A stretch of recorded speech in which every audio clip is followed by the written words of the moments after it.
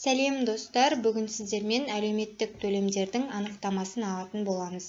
Яғни зейнетақы төлемі, әлеуметтік төлем және де медициналық сақтандыру төлемі. Бұл төлемдердің анықтамасы бізде көбінде отчет тапсыру уақытында қажет болады. Бүгінгі видеода сіздермен зейнетақы төлемдерінің анықтамасын алу жолын көрсетемін. Ол үшін эгов порталына өзіміздің ЭЦП ключімізді көрсетіп, яғни ауч вариантымен парольді енгізіп кіреміз, және де басты бетте осындай социальный обеспечение бөлімін таңдаймыз. Мұнда пенсионное обеспечение деп тұр, яғни услуги 15 деп тұр. Соның ішінен получение справки о пенсионных отчислениях дегенді таңдаймыз. Және де заказать услугу онлайн деп басамыз.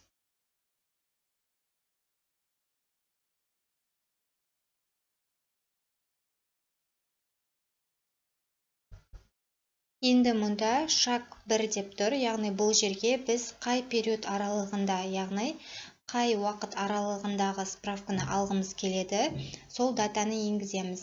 Мысалы, маған екінші жарты жылдық, яғни 2023 жылдың екінші жарты жылдығы керек. Екінші жарты жылдық бұл бізде 2023 жылдың июль айының 1-нен басталады. Сол себепті мен осылай датаны өзгертем, және де екінші жарты жылдықтың соңғысы бізде декабрь айының, яғни желтоқсан айының 31-не бітеді. Сол себепті мұндағы даталарды өзіңізге қажетті дата бойынша өзгертетін боласыз. Енгізіп алдым, енді отправить запрос дейміз.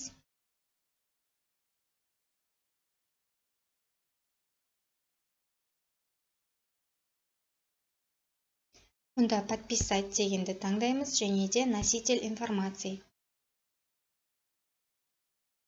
Выбрать новый ключ.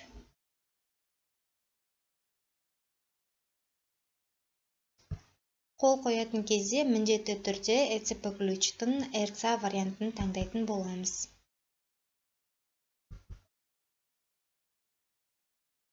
Парольді енгіземіз.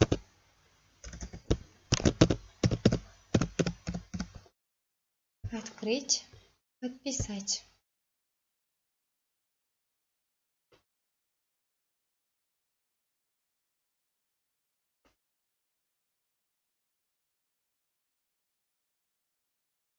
Енді төменге қарай жылжытамыз. Мінеки бізде автоматым справканы беріп тұр, яғни өз қалауларыңыз бойынша орысша немесе қазақша алсаңыз болады. Назар салып тыңдағандарыңызға рахмет. Ақпарат пайдалы болды деген ойдамын.